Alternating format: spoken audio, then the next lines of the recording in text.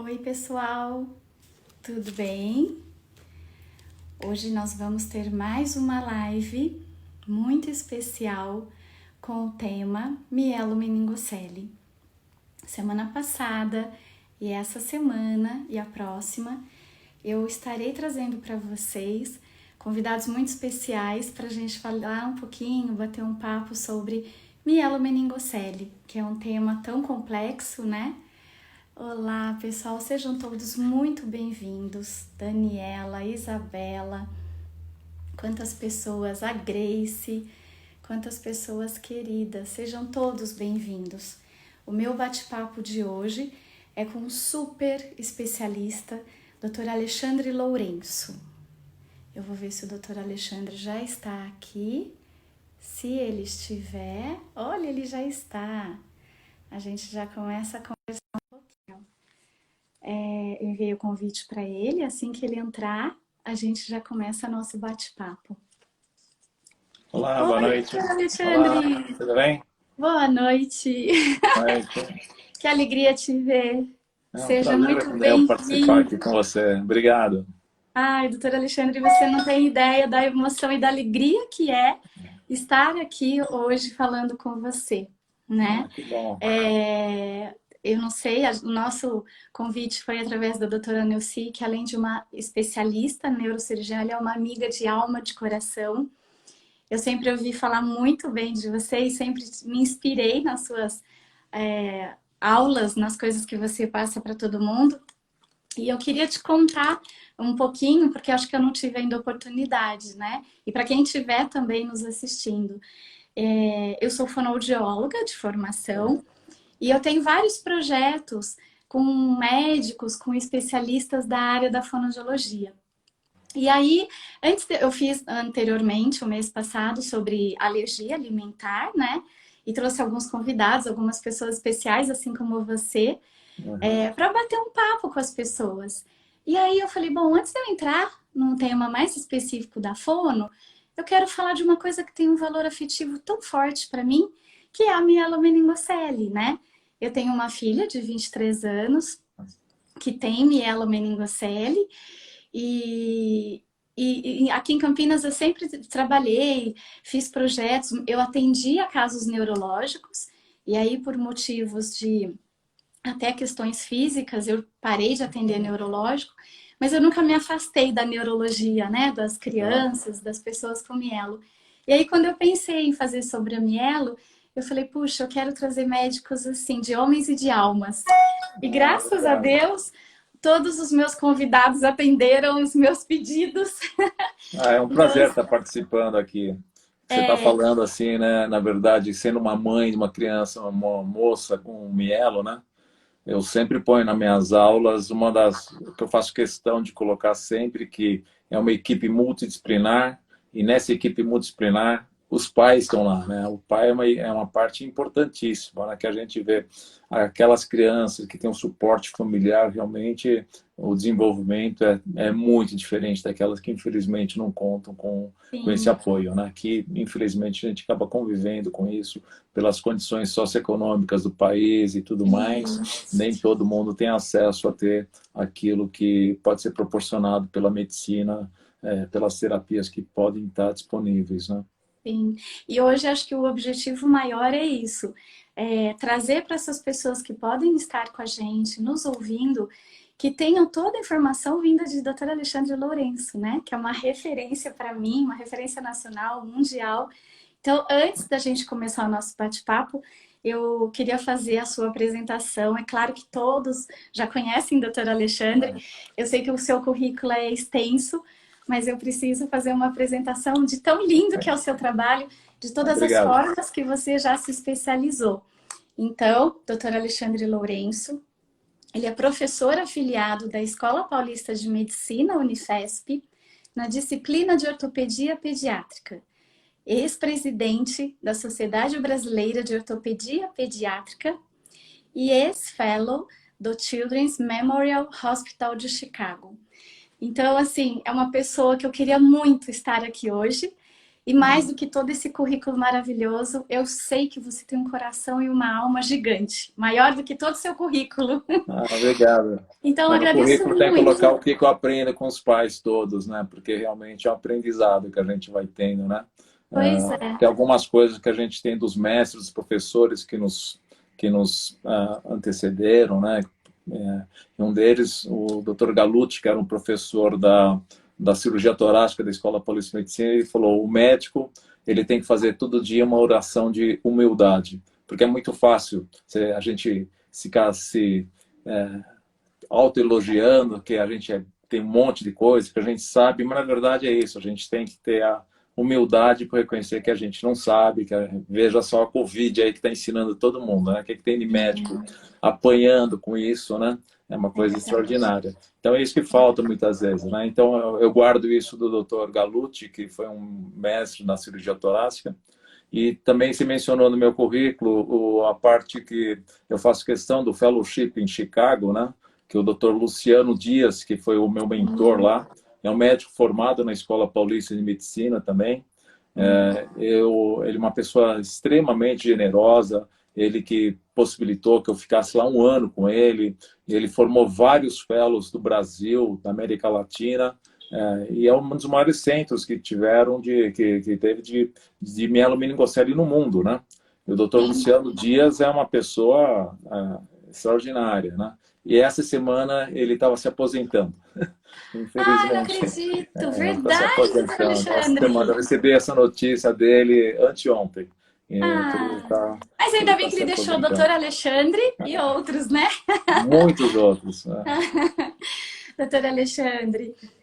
Então, acho que a gente podia falar um pouquinho, que o tema da nossa live é a mielomeningocele e a visão do ortopedista, né?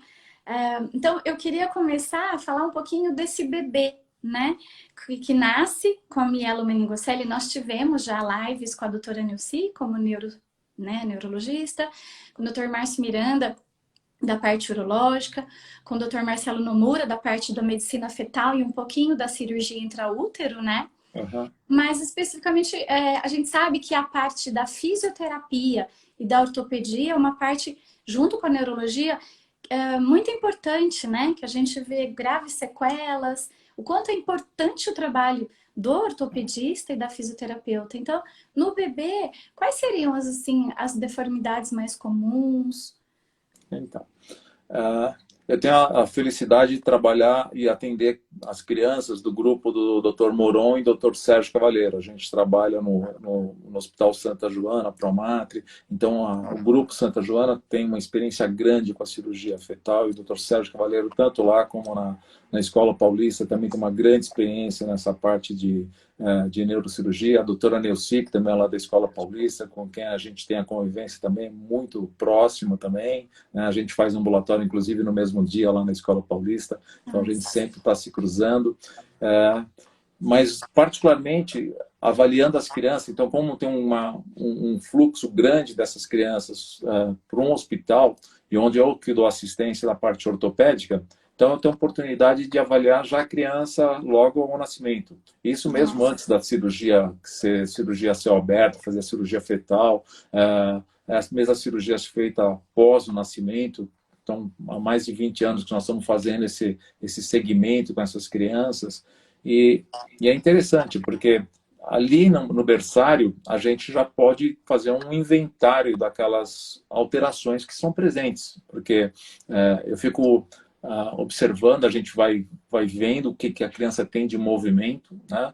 E muitas vezes ali a gente já pode dar um bom sinal de prognóstico, né? De como vai ser essa criança, né?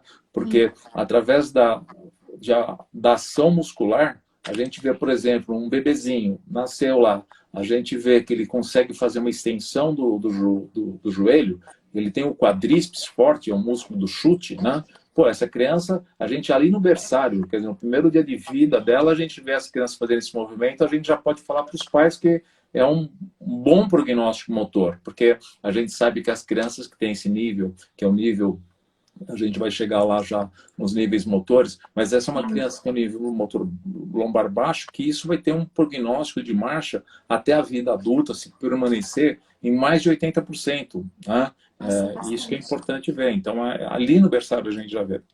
E isso é uma das coisas que talvez a gente esteja aprendendo e vendo, observando agora, que talvez com a cirurgia fetal, isso a gente pode determinar um pouquinho mais facilmente isso. Por que isso?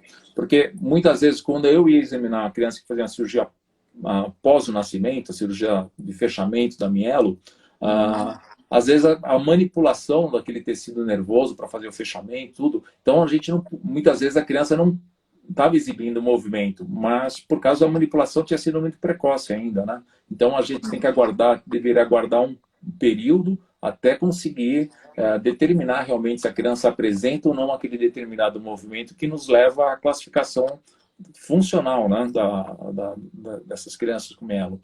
E agora com o fechamento feito ainda no útero, quer seja por fetoscopia, quer seja feita por cirurgia a céu aberto, já tem uma cicatrização daquela lesão. Então, nós já podemos fazer o inventário e ver realmente com uma fidelidade maior. A gente consegue avaliar melhor e já ver aquela criança com o movimento que tem e para, através disso, classificar. Então, infelizmente, assim, hoje, basicamente, como não está indicado as lesões mais altas de mielo, cada vez menos a gente vê aquele que é o nível torácico, aquela criança que tem sido submetida para isso, a criança que tem, não tem movimento, não esboça movimento nenhum dos membros inferiores, né? Porque esse é o grau que a criança não é paraplégica totalmente, né? A gente chama de lombar alto aquela criança que tem, como o próprio nome diz, que são as raízes de L1, L2. Esses são os nervos que vão dar a flexão e a adução do quadril. Eles conseguem dobrar o quadril. Eles não vão ter extensão do joelho, que isso, como eu falei anteriormente, é o que tem o quadríceps, de L3, L4, né? São as raízes mais baixas que vão dar a extensão do joelho. E o nível sacral, que o Dr. Luciano divide em sacral alto e sacral baixo, de acordo se tem, eles vão ter praticamente todos os músculos, e às vezes pode ter uma fraqueza, quando é mais alta essa lesão no nível sacral, que é um nível de independência muito grande, né? Esse aí é o topo da pirâmide da escala motora dentro da mielomeningocele, a criança que tem o nível sacral, principalmente aqueles que eventualmente têm o nível sacral e tem até a flexão, que são os flexores plantares, né, que é o tríceps sural, que é o músculo da panturrilha, né? Então, esse teste manual que a gente faz com um bebezinho, às vezes eu faço esse teste na incubadora, estimulando esses movimentos para a gente já saber o que essa criança apresenta, né? E é óbvio que é muito bom poder transmitir isso para os pais para falar realmente o que espera em termos de evolução, né? Então, a gente já pode traçar algum projeto assim, em termos de como vai ser. Infelizmente, é uma das coisas que, às vezes, eu sou mensageiro da má notícia também, né? Porque, embora a lesão, muitas vezes, na parte que foi feita a correção, ela até seja baixa, mas existem alterações também na parte que seria da medula, uma displasia medular, pode ter uma seringomelia, pode ter outras alterações ali que acabam afetando também o desempenho motor, né? E isso não é visível antes na cirurgia pré-natal, muitas vezes não se tem essa ideia, né, de movimento. E essa parte, obviamente, a parte funcional dentro do útero não é possível fazer, né? Então ainda não se consegue ter. Então algumas crianças elas ainda vão nascer, mesmo que porque o que vai depender o nível motor, né, que é o que importa para a parte motora para muitas dessas crianças, é isso, é a localização e o grau de extensão do comprometimento dos nervos, da medula, né? Então nem sempre, mas a maior parte das vezes sim. Às vezes a gente tem lesões altas, também é o contrário. Às vezes a lesão está lá e a gente vê uma força motora muito boa, tá? E isso muitas vezes tendo melhorado, talvez aí a hipótese realmente do segundo ataque, que é o líquido amniótico, que poderia estar afetando o desenvolvimento desses nervos, né? Quanto mais tempo fica exposto, que esse é a justificativa para fazer a A cirurgia. cirurgia intraútero. Eu particularmente assisti ontem uma parte do seu live com o Dr. Nomura, que eu não conhecia, eu acabei vendo uma parte, é interessante, né? E Eu vi você se colocando como, se eu teria feito. Eu falo muito isso com as mães. Olha, não quer dizer que seria diferente assim, realmente, tá? Não é uma Sim, coisa que a gente se pode afirmar, não, se eu tivesse feito, minha filha estaria muito melhor. Não é verdade, porque infelizmente ainda acontece de ter crianças que fez esse procedimento todo, o intraútero, e ainda tem um nível motor pior, né, do que... Então, porque tem esses outros fatores também, da displasia medular, dessas outras alterações que, olha, é aquilo, né, mielomeningocele é considerada a malformação mais complexa compatível com a vida, né? Então, tudo pode melhorar, sim, com essa parte, mas, veja, diminuiu muito, né, a indicação da derivação, né, que fazia a hidrocefalia, realmente, isso realmente foi um ganho que teve com esse procedimento, tá? Mas ainda tem criança que ainda tem hidrocefalia, né? sim. De qualquer forma, a gente vê que já existia uma tendência, mesmo lá em Chicago, por exemplo, que eles não eram adeptos de a fazer a cirurgia intraútero.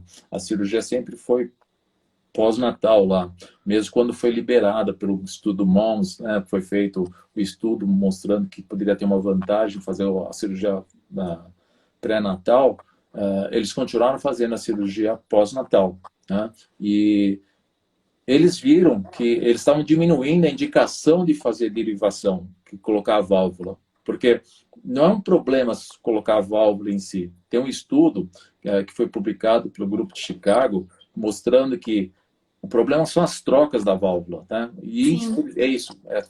Quanto as trocas da válvula comprometem muito a parte motora dessas crianças. Então, isso ficou bem estabelecido, com um estudo bem bacana mostrando que quanto mais trocas de válvula tiver, melhor. Por isso que começou a se diminuir. Eu fiquei lá em Chicago em 91, 92, e o índice de indicação naquela época era em cerca de 90% das crianças tinham derivação, ou faziam shunt, né? Fazer derivação. E nos últimos anos, de 2010 para cá, isso estava diminuindo para em torno de 40%. Né? E hoje, com a cirurgia fetal, se diminuiu mais ainda. Né? Então, é isso que Você tem. sabe, doutora Alexandre, que você está falando, eu fico encantada, né? Cada vez que eu ouço vocês, a doutora Nilce falando, e você, eu fico. é, Quando eu falei, né, que se tivesse hoje essa oportunidade, talvez eu faria, porque pai e mãe sempre pensam em cura, né? E realmente eu me recordo que na época eu soube da mielo da minha filha Né? quando eu estava com 3 meses de gestação. E nós procuramos, na época, 7 neurologistas. Porque há 23 anos atrás não era tão esclarecido, desenvolvido os estudos como hoje. E eu me recordo que um deles eu fui e ele falou para mim assim: Olha, Eliane, vamos fazer assim, eu preciso esperar que ela nasça para eu te dizer certo como vai ser, qual é o nível de sequela tal. Eu saí de lá muito brava porque eu falei: Gente, mas ele é o top dos tops, como é que ele não sabe me dizer? Porque é o pensamento de mãe, né? Mãe Uhum. sofre. É aquilo que eu falei pro Dr. Marcelo Nomura ontem. A gente, quando pensa em teu filho, esse filho é planejado, a gente quer aquele bebê saudável. E aí recebeu uma notícia, como você mesma disse, né? É uma das patologias mais complexas. E aí, de repente, vem aquele turbilhão de coisas. Vai ter problema urológico, neurológico, ortopédico, aquele bando de profissionais. A gente fica com medo, né? E o Sem medo é dúvida. uma coisa que a gente não pode paralisar.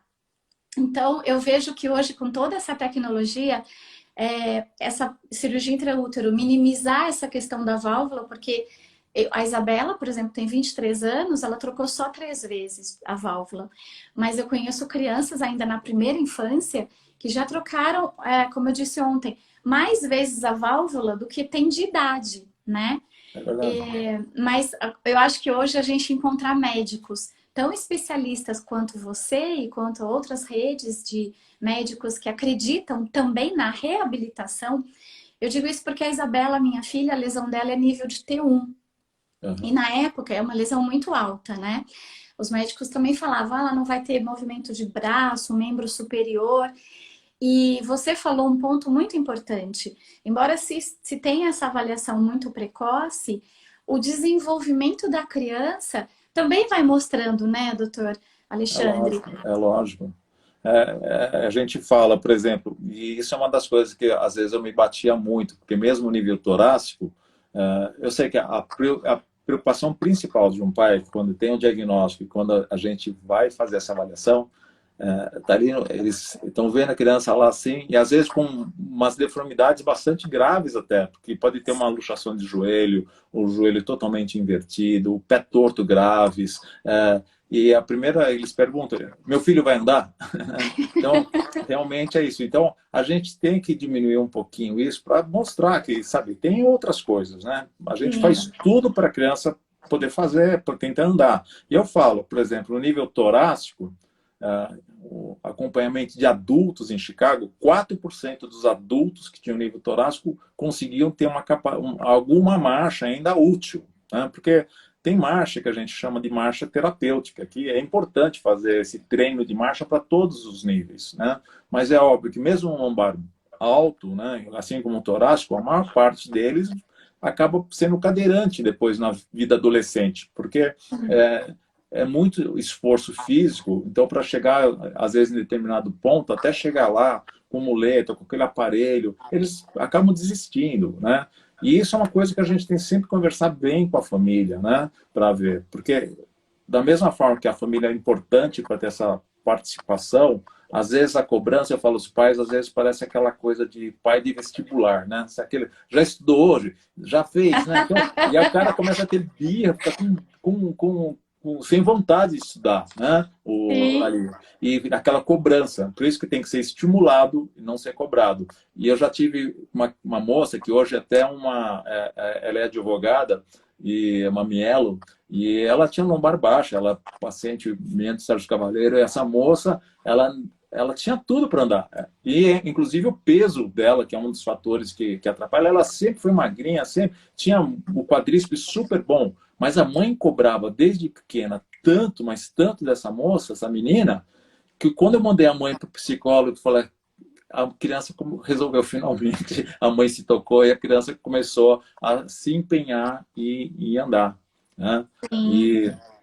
E outra coisa que a gente vê também disso, nesse nível, infelizmente aconteceu com uma moça também que andava super bem, sempre andava. E quando chegou com 10 anos, ela chegou no consultório um dia e falou, ai, doutor Alexandre, então hoje eu não vou usar mais órtese. Eu falei, como assim? É que eu fiz 10 anos, eu não vou usar mais órtese. Eu falei, mas o que foi? Como assim não vai usar mais? Você precisa? Ela, não, mas minha mãe falou que quando eu fizesse 10 anos eu não ia usar mais. E essa menina, Ai, ela viveu isso. Ela nunca mais quis andar, essa moça. Nunca mais. E ela era super bem. Ela ficou realmente. A gente tem de tudo para fazer ela voltar a ter aquilo, porque ela andava muito bem. Ela tinha uma marcha que a gente chama de comunitária, né? Então, dentro do. Existem várias classificações. A mais usada, que é essa de Hoffer, né, que a gente fala, que é a marcha comunitária, que é aquela. Independente se você está com muleta, se está com aparelho ortopédico. A marcha comunitária é aquela pessoa que está, ela é independente no ambiente externo.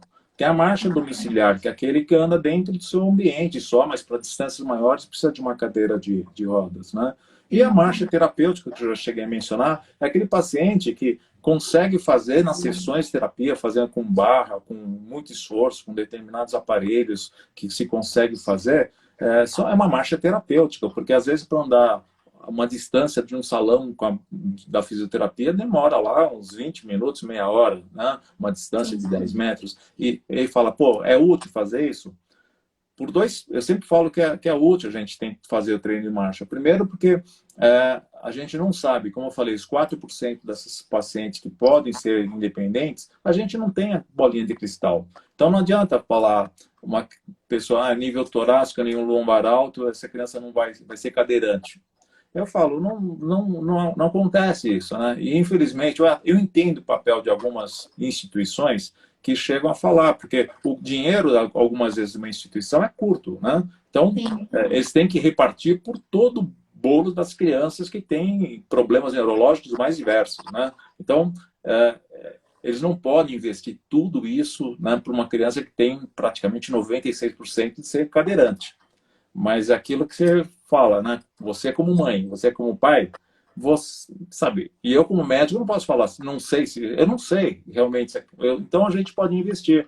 Porque sim, pode ser que ela fique nessa parte que consiga ter algum desempenho, porque vai depender muito do membro superior e de ter um aparelho, obviamente, que é muito caro, né? É um aparelho sim, que consiga fazer o membros inferiores, conseguir fazer com um tronco ou com um lombar alto, consiga fazer a reciprocação. Esses aparelhos são muito caros, né? sim. Então não é para todo mundo, mas a gente pode tentar. Então, primeiro ponto é esse, tentar fazer isso aí. E segundo também, é porque a atividade de treino de marcha tem um gasto energético. E essas crianças com mielo, o grande problema é isso. Fica aquele ciclo vicioso, né? Porque eles não andam muito, gastam menos energia, começam a ficar gordinhos, fica mais É, gordinho, é um peso adicional para levar, então fica esse ciclo aí que é ruim. Então, e o treino de marcha permite um gasto energético também. Óbvio que tem outras formas também seguras de fazer isso, né? Mas quem faz esse tipo de treino de marcha, eles mostram, né? Alguns estudos já mostraram que isso aí, a pessoa vai ser mais independente depois, quando for adolescente, adulto, para fazer as transferências, para sair da cadeira, para ir para um carro, da cadeira, para um sofá. Então, quem faz treino de marcha tem mais facilidade para fazer isso. Então, não é em vão tudo isso aqui, né? Que muitas vezes fala, não. pô, eu fiz toda essa terapia, meu filho está na cadeira, mas ele está melhor do que aquela criança que não fez nada, porque ficar na cadeira leva a deformidades, porque tem isso, né? As deformidades, a gente faz esse inventário, muitas crianças às vezes têm ao nascimento deformidades já bastante óbvias, mas outras vão ter por desequilíbrio muscular, né? Sim, Então, por quê? Tem grupos musculares mais fortes que o outro, né? A gente chama de agonista e antagonista, né? De maneira geral, os músculos da frente, eles vão ser melhores do que os músculos posteriores, né? Então, vai dar um desequilíbrio, né? E esse desequilíbrio que a gente tem que começar a tentar ver e manejar isso. Esse é um dos papéis que a gente tem na parte ortopédica, né, para ver isso, né? Mas, por exemplo, existem pacientes, eu tenho na minha aula, realmente mostro assim, exemplos de paciente nível torácico que não tem deformidade alguma ao nascimento, alguma. Mas fica naquela postura de abandono e não se faz nada, a gente chama isso mesmo, postura de abandono, fica com quadris em abdução, abertos, né? Em rotação externa, os joelhos ficam fletidos e os pés para baixo. Isso, em alguns meses, logo a criança começa a desenvolver contraturas, que são rigidez nessas articulações. E isso vai complicar muito, porque nem para sentar direito, eu já tive que operar criança de 10, 12 anos com nível torácico que não conseguia nem adequar certinho numa cadeira de rodas, né? Ou se tem uma deformidade de inflexão, a gente não consegue colocar de pé. O pé que não tinha deformidade fica para baixo, fica em equino, a gente tem que fazer uma tenotomia. Então, a sim. gente acaba, não existe uma situação ruim que não possa piorar. E isso é uma criança, uma mielo, sem o devido cuidado, né? Porque acaba Sim. piorando mais isso, né? Doutor Alexandre, eu acho que, assim, o tema de mielo, eu acho que tinha que ter uma conferência de 3 dias para falar de tanta coisa. Você está falando, a minha cabeça está aqui fervilhando de ideia, de pergunta, né? Eu falo, meu Deus, como é que eu vou organizar tudo isso em 1 hora? E agora a gente tem só meia hora, meu Deus. E isso tudo que você falou é tão lindo, né? A individualidade. Quer dizer, a gente encontrar um médico como você, que recebe o João, a Maria, o Pedro, e olha cada um. Tudo bem, Mielo tá aqui, né? Tem o protocolo de avaliação, papá. Mas o Pedro é filho do João e da Ana. A Eliane é mãe da Isabela, como assim. E isso faz muita diferença, É né? lógico, não é receita de bolo, né? É isso que você está falando. Existe o fator, você falou muito dos gastos, né? Uma criança com mielo, ela dá um gasto grande, né? Você falou das instituições. As instituições, aqui em Campinas tem a Casa da Criança Paralítica, São Paulo tem a CD, a Uhum. Isabela frequenta a CD, né? Você vê que é o empenho dessas pessoas para deixar essa instituição firme e de pé para que possa atender essas pessoas menos privilegiadas, né? E essa live, todas que eu fiz de mielo, eu estou conversando com pessoas do Sul, de Recife, do Mato Grosso, e eu estou muito feliz por isso, porque às vezes essas pessoas não têm a oportunidade de ouvir médicos como você, como outros que eu trouxe, né? Uhum. E esse seu olhar de... Eu sempre digo assim, você tem que acreditar na reabilitação. Embora exista tudo isso que você falou, porque você é médico, cirurgião, a gente também tem que ter o olhar franco, verdadeiro, né? Mas se você acredita nessa reabilitação, eu digo isso pela minha filha, né? A Isabela, eu sei que ela é um caso grave ortopedicamente falando, mas ela conseguiu ter uma vida autônoma, independente, tão boa, que é acreditar nisso, na plasticidade cerebral, na reabilitação. E aí, tem várias perguntas aqui rodando, que eu tô ficando maluca com tanta pergunta, mas a Daniela Gabellini, que é uma das físios que participou do livro de Mielo, até esqueci de contar, né? Eu, a Valéria e a Daniela. A Daniela é fisioterapeuta, eu sou mãe, Valéria é mãe. E nós fizemos um livro sobre mielomeningocele, um olhar bem assim dos médicos, depois dos fisioterapeuta, fono, TO, e depois os depoimentos dos pais. Como que era receber a notícia, o que é mais doído. E aí nasceu, depois de 3 anos, o livro. E ela perguntou, uma das perguntas que ela fez é, nessa equipe que você trabalha, nos hospitais que você trabalha, quem é mais a pessoa que tem mais acesso a essas famílias para estar conversando e mostrando esse olhar que você teve tão cuidadoso para os pais?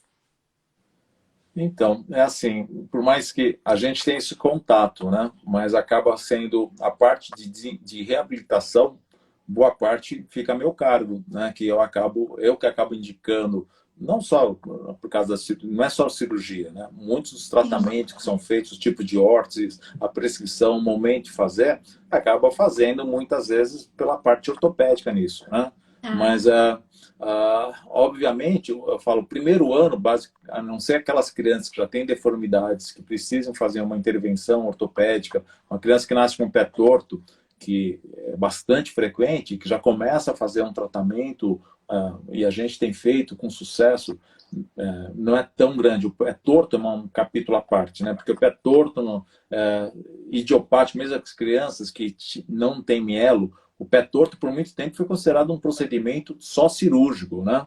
E graças ao médico Dr. Ponsetti, com quem eu também tive a oportunidade de conviver em Iowa, e aprendi com ele o método, que é um método conservador, método com gessos, a gente reduziu a indicação cirúrgica no pé torto idiopático, pé torto sem mielo. Praticamente 90% a gente consegue corrigir com esse método hoje, né?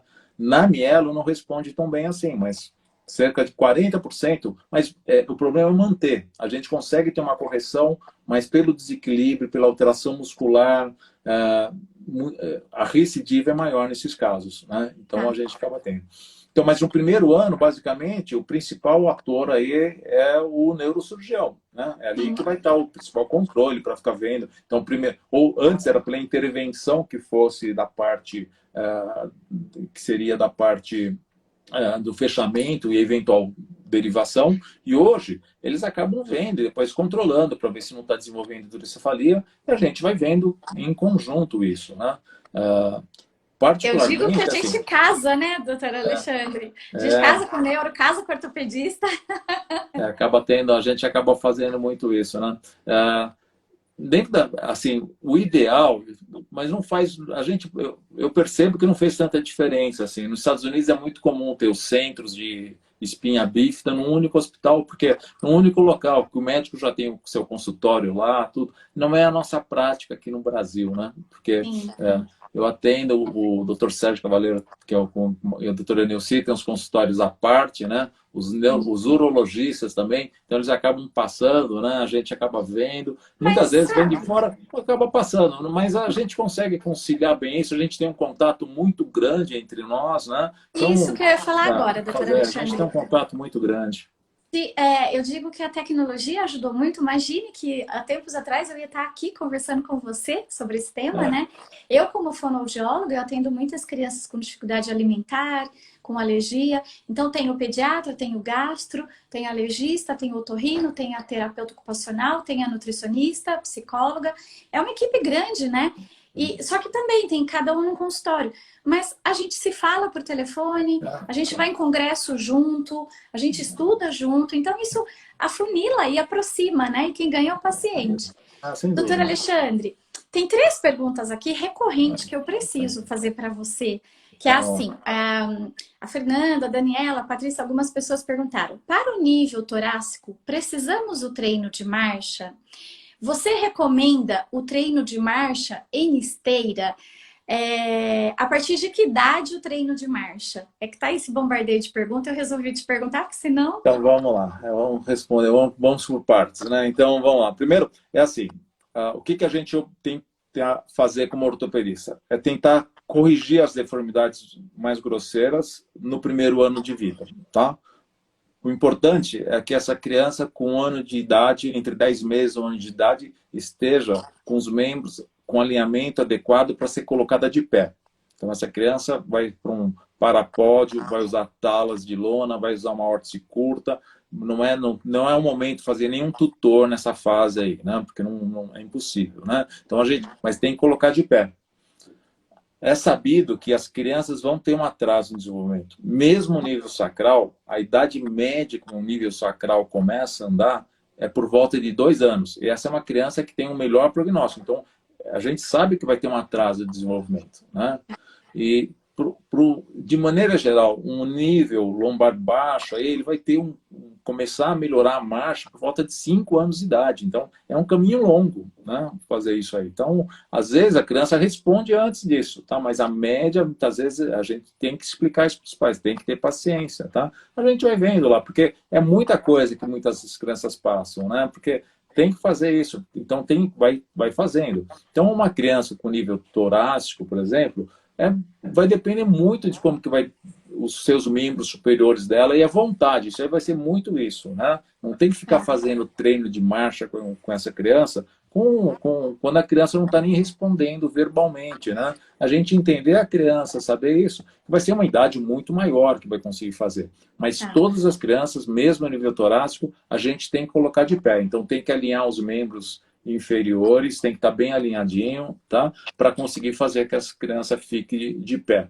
com parapódio, com tala de lona e sempre com a órtese curta.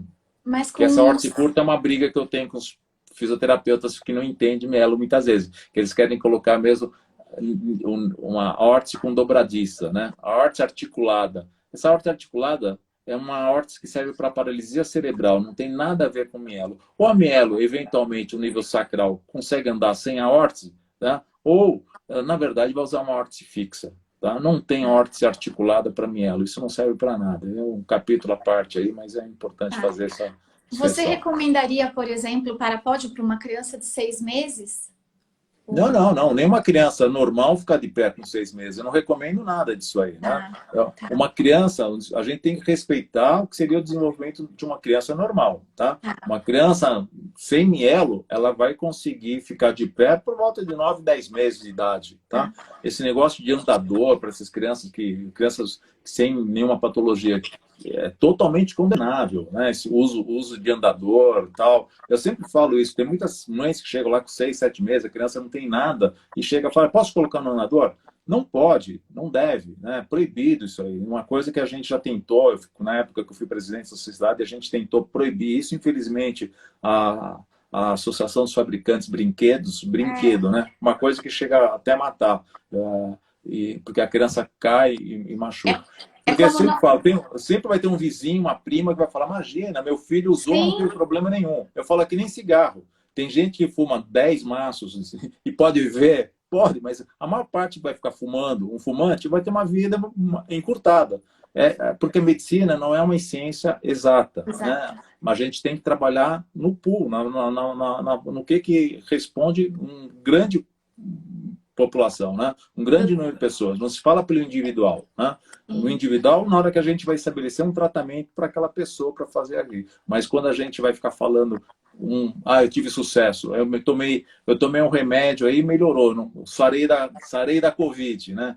Sim. Doutora Alexandre, funciona para todo mundo, né? Sabe que o meu marido, ele é engenheiro, né? E engenheiro é aquele raciocínio cartesiano, 2 mais 2 é 4. E eu tô na área da saúde, né? E aí, às vezes, eu fico com um paciente, às vezes eu tô no celular às 10, 11 horas da noite, ele fica: como assim? Não sei o quê. Aí eu falo pra ele: amor, às vezes na medicina, 2 mais 2 é 5, não é 4. A doutora Neuci que o diga, porque a É. Isabela, em 2010, ficou 93 dias na UTI do Samaritano em São Paulo. E ela pôs a DVE, foi a primeira vez. Foi a terceira e última cirurgia da Isabela, né? Nesses 23 anos. E eu olhava aquilo e eu falava, nossa, não tá legal isso. Aí a doutora Nilce chegava e falava, doutora Nilce, mas isso aqui não tinha que ser assim, assim e tal? Isso aqui parece que tá diferente. Ela falou, Eliane, 2 mais 2 é 5, como você fala. Tem uma pergunta aqui, doutora Alexandre, que eu preciso fazer também, porque já fizeram várias de quadril. E aí a físio Silvana Padovan, ela pergunta: a postura ereta e a marcha precoce com ajudas ortopédicas evita a luxação coxo-femoral ou ela é inerente à sequela da mielo? Não é inerente, mas é muito provável. Mais de 50% das crianças vão apresentar uma luxação do quadril. Por outro lado, está bem estabelecido, com vários, inclusive a minha tese de mestrado que eu fiz lá em Chicago, com o Laboratório de Marcha, mostrando, e a doutora Ana Paula do Sul, a doutora Ana Paula também fez outro trabalho espetacular, mostrando que não interfere em nada com a marcha você ter o quadril luxado ou não. E está fadado ao fracasso qualquer tratamento. Eu levantei todos os casos que foram tratados, porque anteriormente se acreditava que fazendo cirurgia para o quadril ia melhorar, porque e isso é uma coisa importante para a gente esclarecer, né? Porque a luxação do quadril não deve ser tratada, tá? Ela A impede de luxação, andar, doutora ela Alexandre? não impede de andar, isso que eu falei, não vai interferir que seja uma luxação uni de um lado ou bilateral. Ela não impede você andar por causa da luxação. E tentar fazer, porque tem um desequilíbrio muscular grande. Os músculos flexores do quadril, que estão na frente, eles são muito mais fortes. E os posteriores, que é o glúteo, é muito raro que uma pessoa tenha, né? Então, é o nível sacral. Então, é exceção a gente fazer algum tratamento cirúrgico ou tratamento, porque quando eu falo em luxação, muitas vezes o pai vai pesquisar, fala, dá para colocar um suspensório de Pavlik, que é o que a gente trata. Eu trato muitas crianças com displasia de quadril, né? Quer seja com quadril luxado ou não, mas crianças que não têm nenhum déficit motor, que não é o caso da mielo. Então, o suspensório de Pavlik não é usado na mielo, não tem, acaba atrasando todo o tratamento da criança de reabilitação, que deve ser fazer o estímulo, tudo, e fica colocando a criança amarrada, ou fazer um gesso, tentando colocar o quadril no lugar. Tira o gesso, o quadril vai sair. Faz cirurgia, e depois da cirurgia você põe o quadril, fica maravilhosa a cirurgia. Às vezes, na retirada do gesso, o quadril já luxou. Então, e é uma coisa importante que os pais aprenderem, saberem isso, que isso é o tipo de cirurgia que não deve ser tentada. Eu vejo colegas, e o ano passado eu tive uma discussão no Congresso Brasileiro que é desagradável até, porque o colega mostrou, vale a pena tentar. Ele mostrou invariavelmente todos os casos que ele tentou e o quadril saiu do lugar. Eu falei, mas não tem cabimento fazer esse tipo de procedimento. Faz a cirurgia, só é não adianta os pais, às vezes o médico convence, mas não só serviu para o médico, que isso é uma coisa que tem que ver. Na mielo, é raro que não tenha um procedimento cirúrgico que não possa ser feito. Mas será que precisa? Então é importante ter isso aí. Por isso que tem um conhecimento. Muitas crianças chegam lá querendo operar o quadril. Eu falei, não opera, não faça isso. Por outro lado, quando você opera o quadril? Opera-se para tentar, às vezes, restabelecer o equilíbrio, tá? Não para corrigir a luxação. Às vezes a gente faz um alongamento na musculatura, porque ele está com uma contratura, inflexão, quadril, tá? Isso atrapalha até a coluna. Então a gente faz, às vezes, um alongamento dessa musculatura para conseguir fazer quando a fisioterapia não resolveu. Tudo que puder ser resolvido, a gente dá um tempo para a fisioterapia melhorar. Mas na medida que já tem a deformidade, aquele músculo está em encurtamento e tal, às vezes a gente tem que alongar. E isso é importante. No quadril, as contraturas, né, essas rigidez muscular, elas são mais danosas do que a luxação em si. Então a gente trata para tentar equilibrar. É mais importante a gente tentar manter a pelve nivelada. Fala, pô, mas e se um quadril fica luxado e o outro não? Acontece isso. Então a gente tenta ver se consegue manter o movimento simétrico e algumas vezes se usa compensação de um lado, né? Quando é unilateral, se põe uma compensação no solado na horta e posteriormente a gente faz o quê? A gente pode usar um bloqueio ósseo, a gente faz a chamada epifisiodese. a gente bloqueia aquela placa de crescimento para poder estabelecer que ao final do crescimento essa criança tenha os dois níveis, os dois membros inferiores nivelados, né? Então é mais importante isso do que ficar tentando. Não dá. Nas cirurgias lá em Chicago, que eu fiz a revisão dos casos que eram tratados anteriormente, os quadris praticamente 100% tinham luxado a longo prazo, mesmo no nível lombar baixo, eles tinham, a maior parte luxou, e o índice de cirurgia desses quadris eram praticamente 5 cirurgias por criança. Era muito. O doutor Luciano Dias, quando eu fiz o levantamento, ele ficou assustado. Porque muitas vezes aquilo lá, o paciente volta, vamos marcar, vamos tentar fazer de novo, vamos fazer assim. Então, existem cirurgias ortopédicas. Então, a partir daí, ele realmente abandonou. E a maior parte dos médicos que conhecem mielo não tratam de tentar reduzir o quadril. Porque só vai fazer bem para o médico. Tem que falar isso aí. Para a criança vai ser péssimo. Tem uma mãe aqui que ela perguntou, meu filho tem luxação no quadril direito e está ficando com uma perna, ai meu Deus, perdi, maior que a outra. Isso atrapalha a marcha? É isso que eu acabei de falar. Realmente tem isso. A gente vai ter que usar uma compensação durante o crescimento. E existe uma maneira da gente, às vezes, nem em todo caso, fazer isso, né? Mas a gente fala crescimento guiado. Em vez de esperar, porque essas crianças, você pode falar, uma criança que não tenha mielo, por exemplo, pode fazer um alongamento do osso quando tem uma diferença, mas a mielo, principalmente com quadril luxado, não vai se fazer isso. Um caso ou outro até pode ser indicado, mas é um procedimento também, naqueles pouquíssimos casos que tem indicação, um procedimento muito agressivo. E quando se faz esse epifisodese, que é o nome dessa cirurgia, que a gente bloqueia o crescimento, uma cirurgia que não se vê o resultado na hora, mas a gente pode projetar para que na adolescência a gente faz isso, a gente vê mais ou menos, por exemplo, só ter uma ideia, o fêmur, na parte do joelho, né, cada osso tem 2 placas de crescimento. A placa de crescimento na região do joelho, do fêmur, cresce mais ou menos 1 centímetro por ano. Então a gente pode bloquear, a gente vai acompanhando, a gente vai ver quantos centímetros que a gente quer, 4 centímetros, 5 centímetros, é uma coisa, porque é melhor do que usar uma compensação de 5 centímetros. Se for unilateral, então é um recurso que a gente pode ter. Precisa saber muito bem como é cada caso, aí para ver se essa é uma indicação para fazer. Né?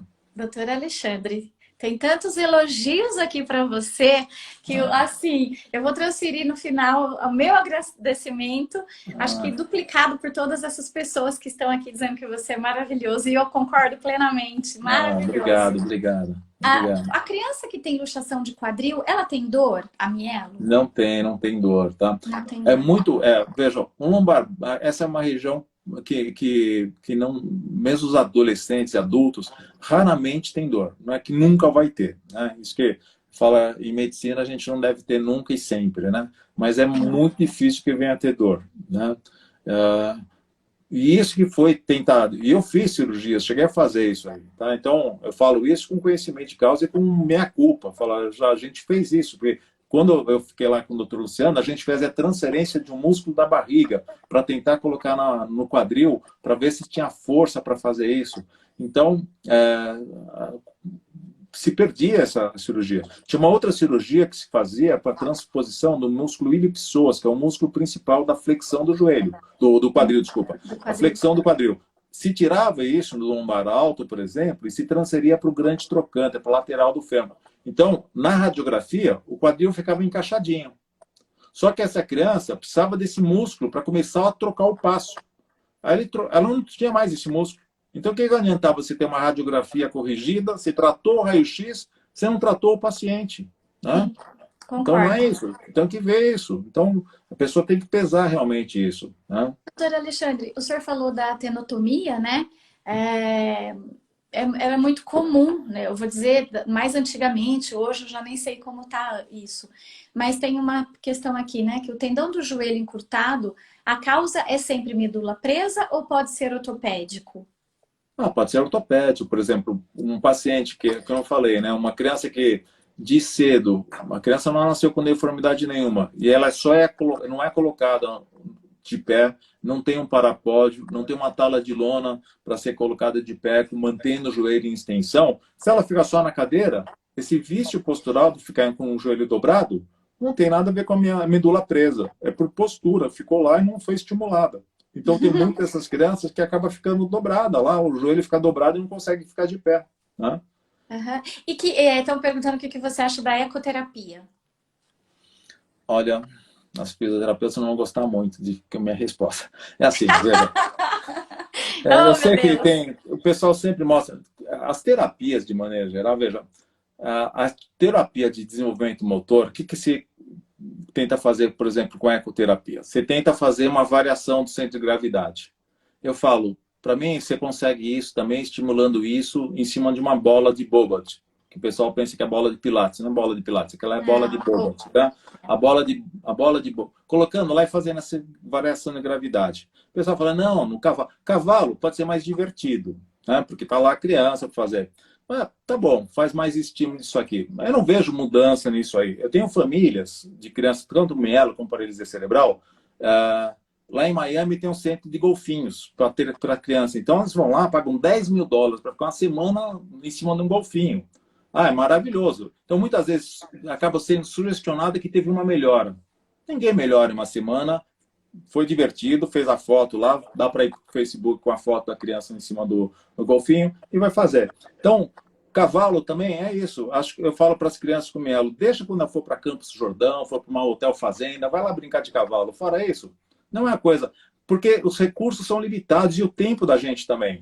Então, Doutora não, Alexandre, sabe, não é proibido, mas não acho uma coisa que seja muito interessante fazer a ecoterapia, não. Não acho. eu sempre penso o que você, desde o começo, eu sou terapeuta, né? Eu sou fonoaudióloga, então eu tenho que acreditar nessa reabilitação. Mas uma coisa que eu tenho comigo é que, assim, as técnicas não são para todos, mesmo tendo a mesma patologia, né? Seja autismo, síndrome de Down, a mielo. Eu acho que realmente tem que avaliar. Por exemplo, na época, a minha filha tem uma lesão muito importante, né? Ela, na parte bem torácica para lombar, ela falta vértebras. Então, o cavalo, por exemplo, para ela não foi uma boa indicação. Para E eu muitas queria. crianças. Deixa eu só interromper. Veja, qualquer pessoa que tem um problema de coluna, uma pessoa sem mielo, né? Imagina você, eu tenho um problema na coluna.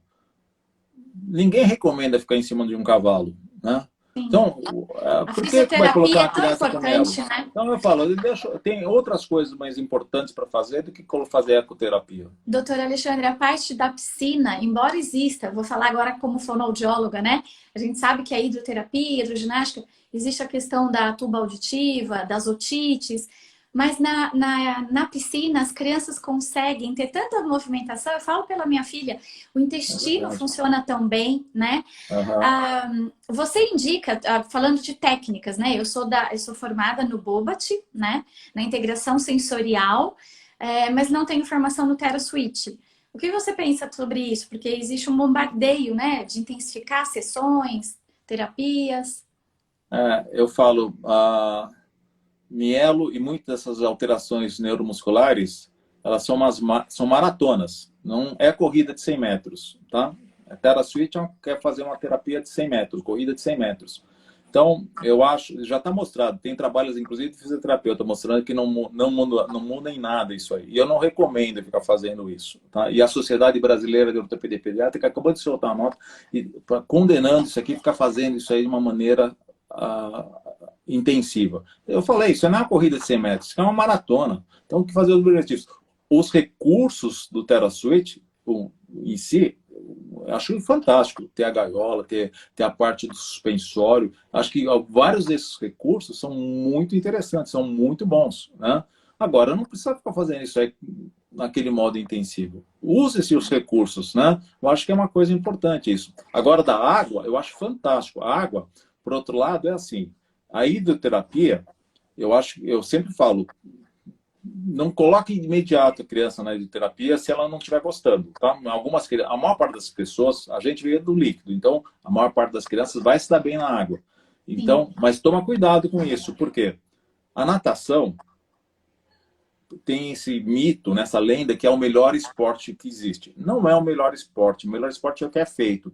Mas para mielo, por exemplo, um dos esportes mais possíveis de serem feitos é a natação. Então eu falo, guarda sempre na manga, se a criança não estiver gostando lá, sabe, mais do que fazer esse movimento, que muitas vezes é auxiliado pela terapeuta, tal, acho fantástico. Se a criança tiver, uma parte vai gostar. Mas é importante, eu acho que natação, para mielo, é o esporte de excelência. Pode fazer, tem um paciente que faz um monte de coisa. Inclusive, eu participei de uma corrida até com um menininho cadeirante, mielo, fantástico, foi muito legal. É A muito gente lindo, participou da né? corrida. A gente Ah, fez. Então é muito legal, né? ó, E isso é bacana, mas natação, por outro lado, justamente por perder, por causa do sim. impulso na água, a criança tem um movimento mais livre, com menos riscos de queda, é importante fazer isso. Então, acho que é importante guardar a natação como uma carta na manga lá para usar isso como uma Sim. atividade física. Doutor Alexandre, tem uma colocação aqui da Silvana Padovan, que inclusive ela é a físio da minha filha. Ela acompanha a Isabela desde bebê, né? E ela é uma ótima profissional e ela colocou assim: acompanhei crianças que fizeram tera e desenvolveram dor muscular, fasciculações, acho que é isso, Uhum. etc. Eu uso como recurso, nunca como protocolo. Isso, eu acabei de falar, acho que os recursos em cima, agora ficar fazendo isso aí, fazer intensivo, tá certíssimo, concordo plenamente com ela. Acho que é isso que tem que fazer.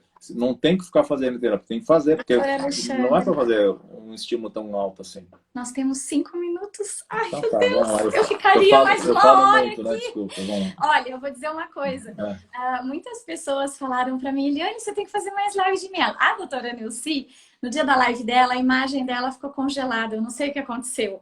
Aí, esses dias, falando com ela, ela falou assim, Eliane, eu tô te devendo uma live.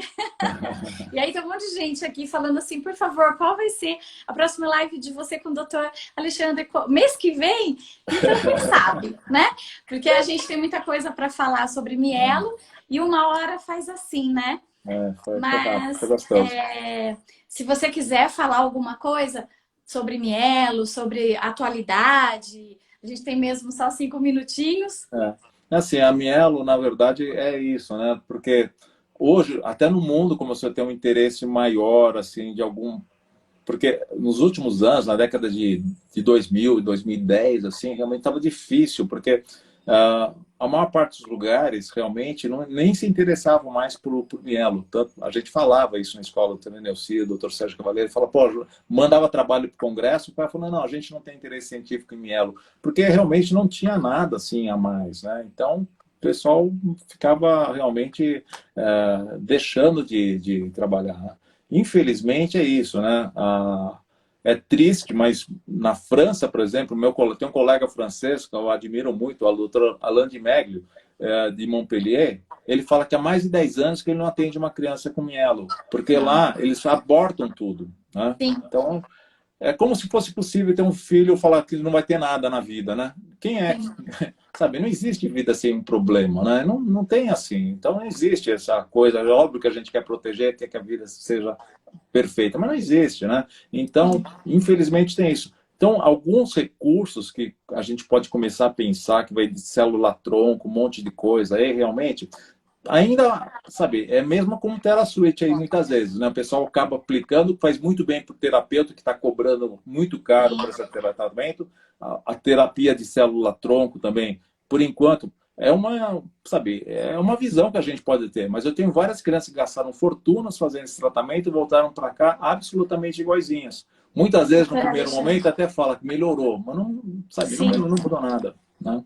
Eu torço, se eu puder deixar uma mensagem, eu torço por mais médicos como você, por mais médicos que enxerguem as pessoas, as famílias e as crianças com esse seu olhar, que além de ter toda a competência, experiência, né, você tem mãos para isso, você tem um coração e uma alma incrível. Eu ficaria mais uma Obrigado. hora aqui, doutor Que bom. Alexandre. Eu Eu também, falei muito assim, bom. eu tinha vontade de pegar alguns médicos, pôr no potinho e levar para casa. E você é um deles. Obrigado pelo Então, carinho. Olha, eu espero ter contribuído com as mamães todas aí, os papais, essas famílias, as tinha crianças muitos maravilhosas aí. profissionais. Que bom, Doutor bacana. Eu gostei Alexandre, muito, eu não foi tenho muito legal. palavras para te agradecer esse tempo Eu que todo que você agradeço, foi um ficou comigo. prazer. Foi um Muito, muito prazer estar aqui com obrigada. vocês. E que Tá bom? tenhamos mais lives Isso. futuramente. Um Tá bom, prazer, gente. que Deus te Fiquem bem abençoe. todos, tá bom? Boa noite a todos que estiveram com a gente aqui. Muito obrigada. E tenho certeza que vocês saíram com o coração mais aliviado de ouvir o doutor Alexandre Lourenço. Doutor Alexandre, muito obrigada, viu? Um Obrigado. beijo. Tchau, tchau. Tchau.